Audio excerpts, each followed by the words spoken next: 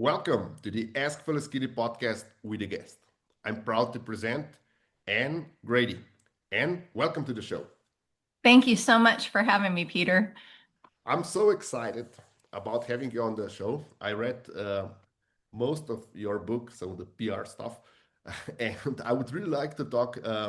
Before we dive into the book directly, I would like to for you to tell us a little bit more about yourself. What is your story? How did you become a book author?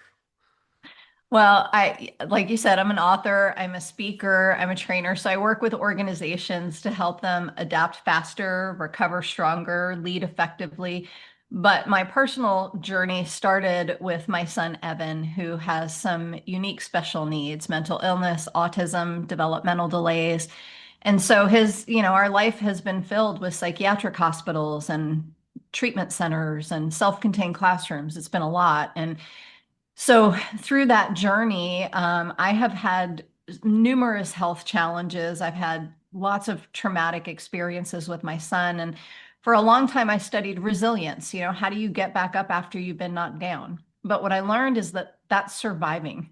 And in midlife, we start to reevaluate, do I just want to survive, or do I actually want to enjoy the life I have? Do I want to feel good and live well? So I started digging into the research behind adaptability and was excited to learn that it's a skill and you can build it. And we don't have to just kind of declare ourselves stuck in midlife. We can reinvent ourselves and live a life we're proud of.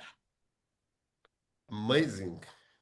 I have so many questions on my mind. So, Please. um, if I understand, there's this surviving with thriving, and a lot of us have previously, before we uh, got out of the midlife crisis, we were just trying to survive, and basically that, I believe, correct me if I'm wrong, that is also one thing that led to the burnout and so many bad decisions because we were just trying to survive. We just have to persevere a couple of more weeks and Yeah. then the next opportunity.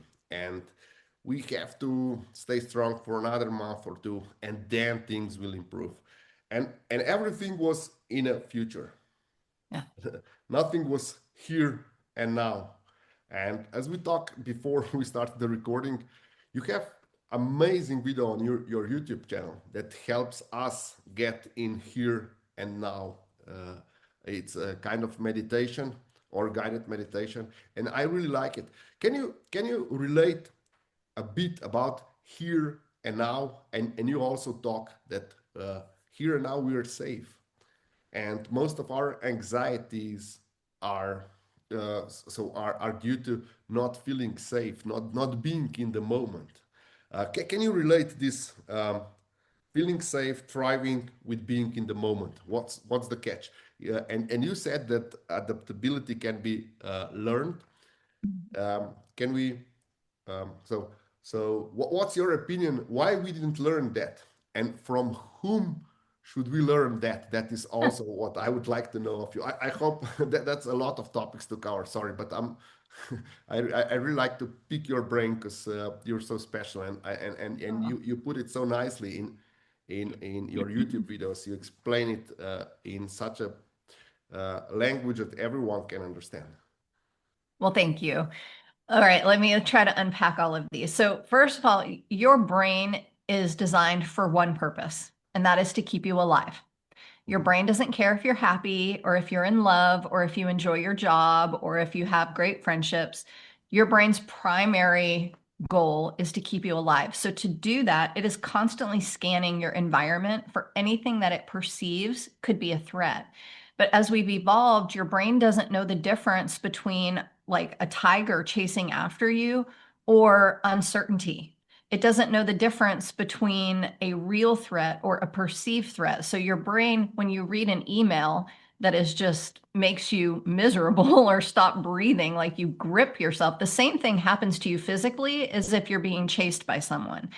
And so the goal is to create safety for your brain so that we can use higher level thinking, problem solving, decision making, emotional regulation. When you're in a state of threat, whether it's real or not, you lose access to all of those things. Your immune system is depressed. You're more likely and susceptible for things like obesity and dementia and cancer and all of those things. So the goal is to create safety for your brain.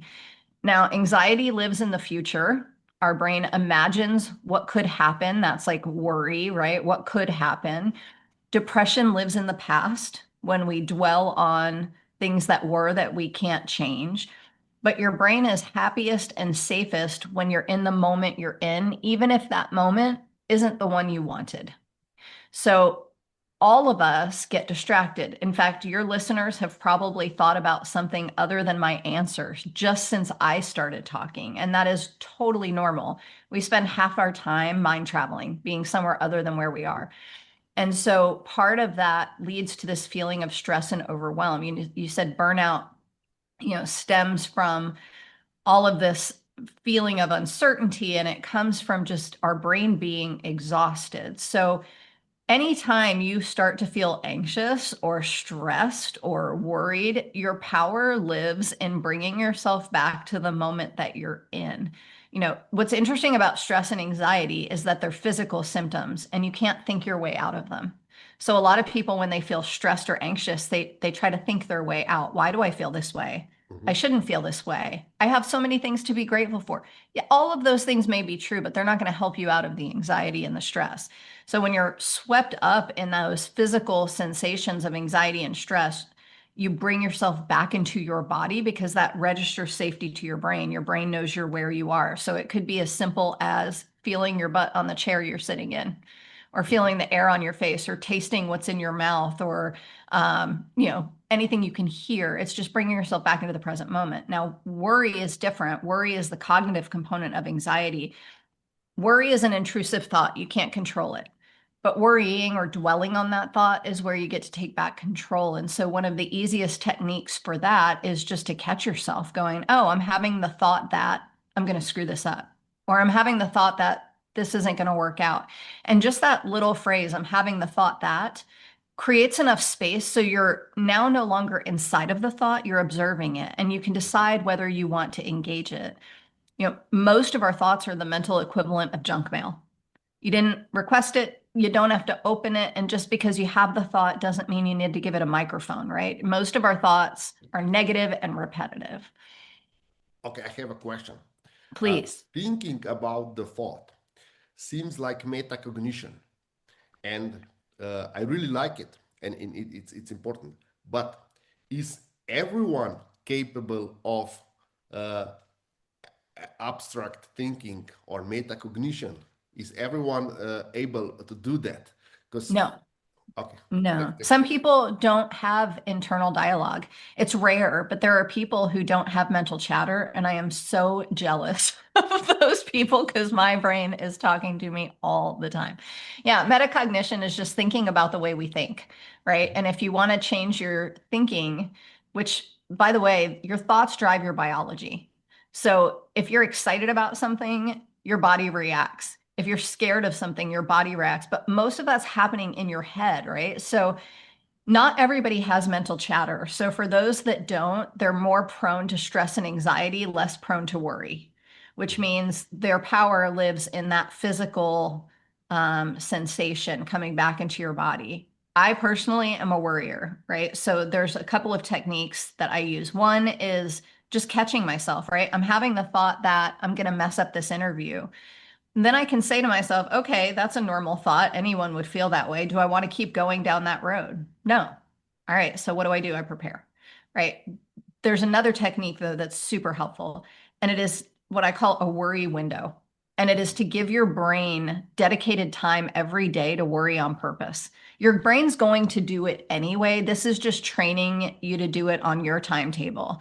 So it's like setting a timer for 10 minutes. Let yourself worry about anything and everything, write it all down. Now, it's important you don't do this right after you wake up or right before you go to sleep. Our brain has the least ability in that window to like calibrate and recognize the priority of things or put it into context. So it sets our entire chemical system off balance. But give yourself 10 minutes, write everything down, let yourself worry about it. When the timer goes off, if you can take action on any of those things, awesome, great. If not, you visit it during your worry window tomorrow, and you'll have worries pop up throughout the day. That's normal. Jot them down. It's tomorrow's problem.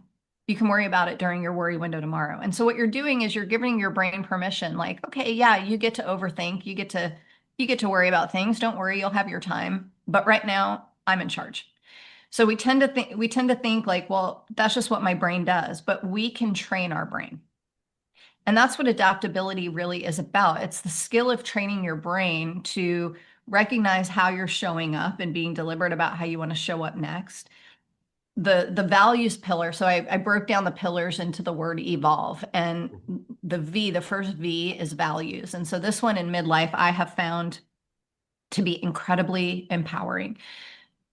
I've been achievement oriented my whole life, chasing titles and accolades and awards and applause and all the things. But you get to midlife and you've spent all this time accumulating stuff. And then you go, is this what I wanted? Is this where I want to be? Is this really it? And so you start thinking about, who do I really want to be? And that's where this values pillar comes in. We're constantly faced with decisions and problems and challenges. Instead of asking, what should I do? Or how do I handle this? Or who should I ask? I've got two questions that change the way I make every decision. And this stems from the hardest decision I ever had to make. So when my son was 15, he was no longer safe at home. We were no longer safe. Our daughter wasn't. And we had to make this horrible decision. Do we keep him at home, or where he wasn't getting better, or do we spend our life savings and find a program that could really suit his needs? The closest one was 2,000 miles away in Idaho. I live in Texas. And we were tormented by this decision. Like, we made a list of pros and cons. We vacillated every day. It was like a huge risk. There was no guarantee that this program would help him. And so I learned in that moment that there's a better framework to use to make decisions and solve problems. And this has changed my life. Instead of asking, what do I do? Is this the right decision? Ask yourself, what is most important right now? Like, what value is most important that you want to guide this decision? Is it family, health, faith, courage, dependability? Like, you can brainstorm a list of values.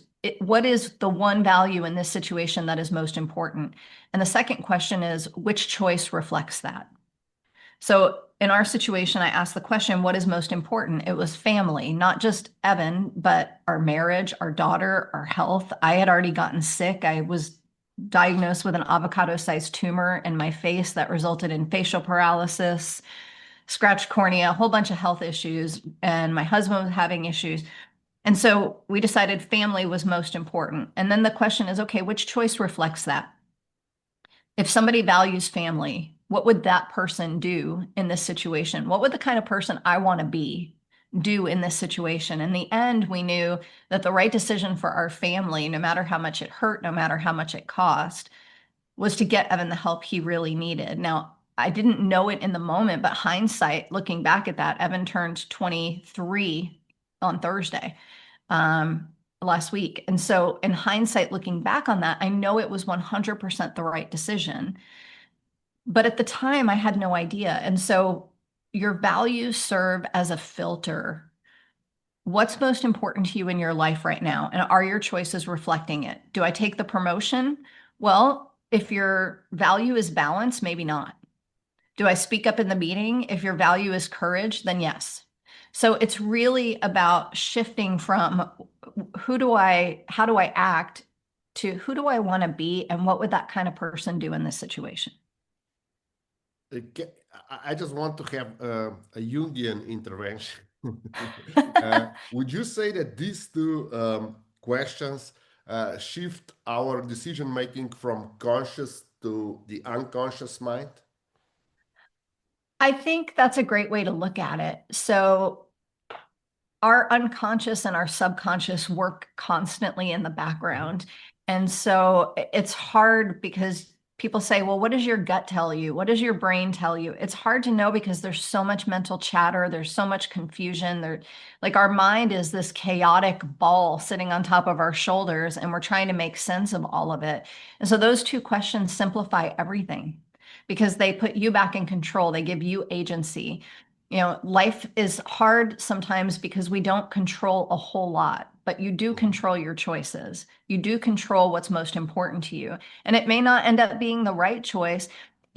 Having clear values doesn't make decisions and problems easy, but it makes them more clear. Like, how does the person I want to be react in this situation? I had an argument with my husband the other day, and I was convinced I was right. Like, and like I can look at it back at it now and go, okay, yeah, I was right. But that when I paused and asked, okay, what's most important here? It was my marriage and my relationship. All right, well, which choice reflects it?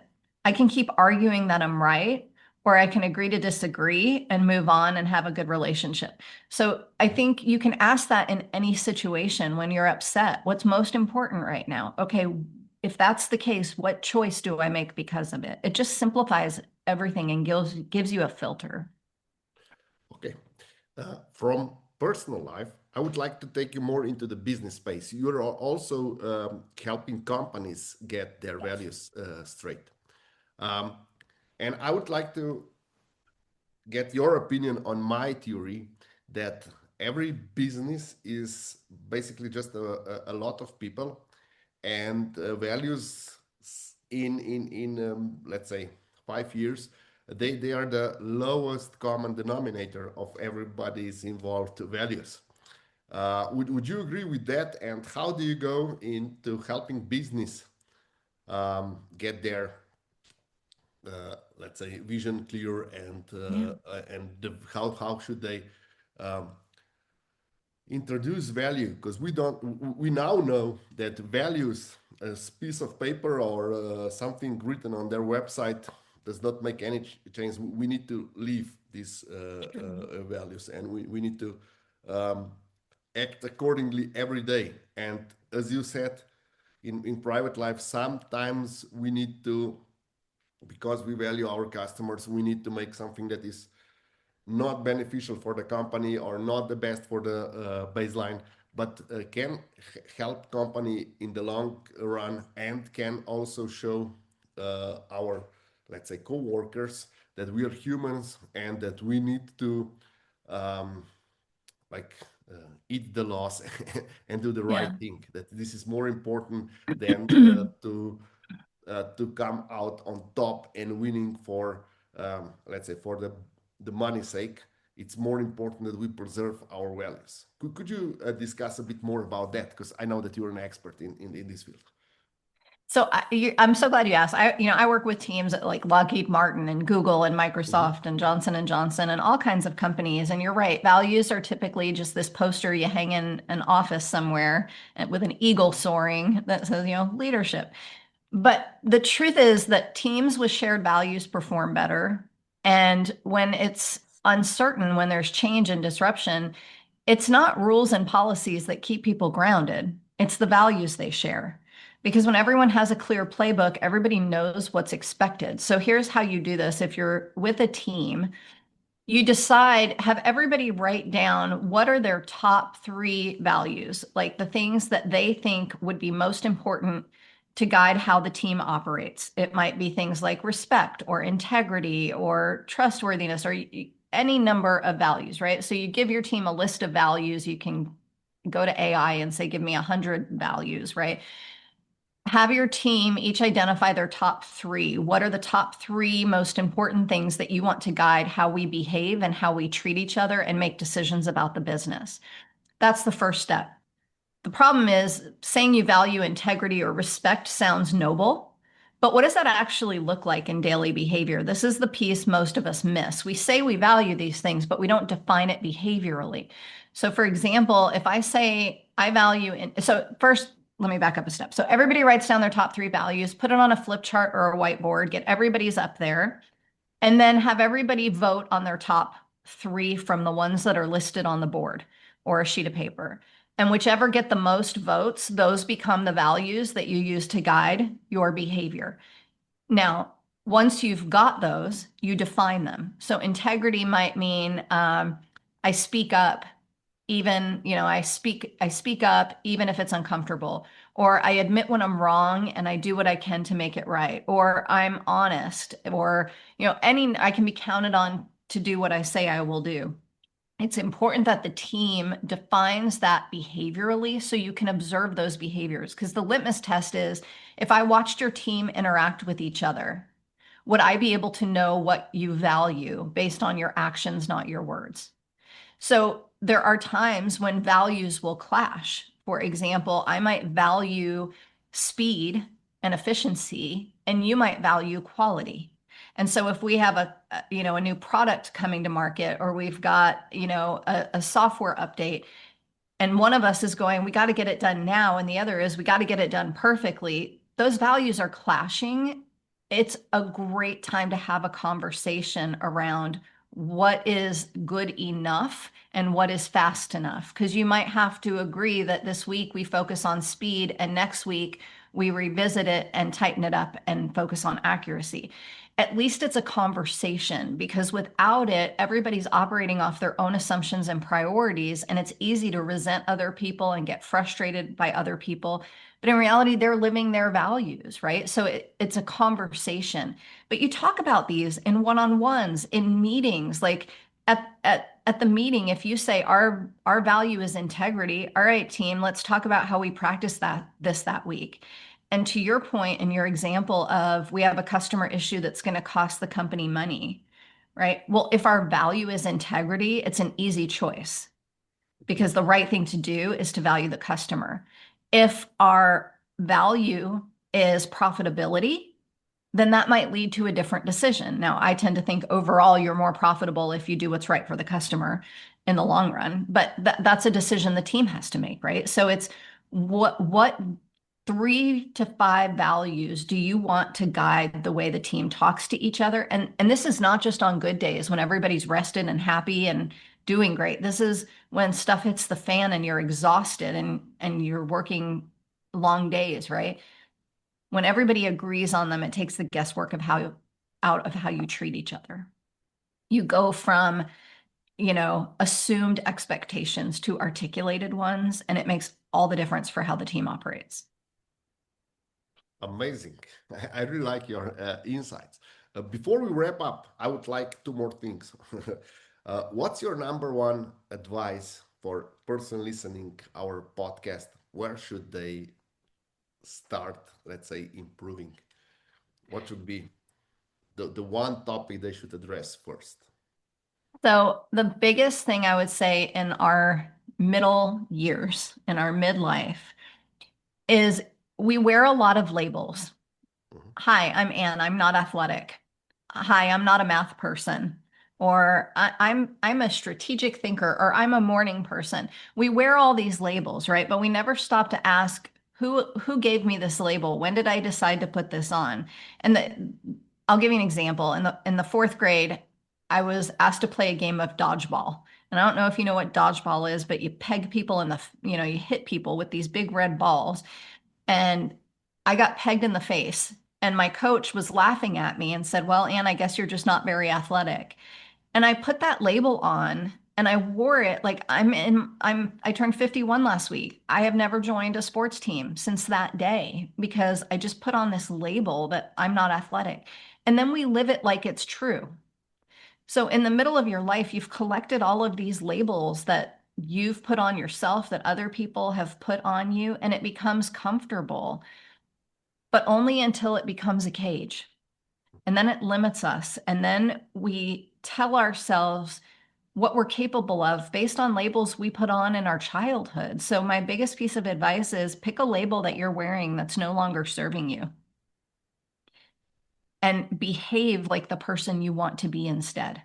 So if you're not a morning person and you want to be a morning person, stop hitting snooze. Wake up the first time the alarm goes off. It's not rocket science.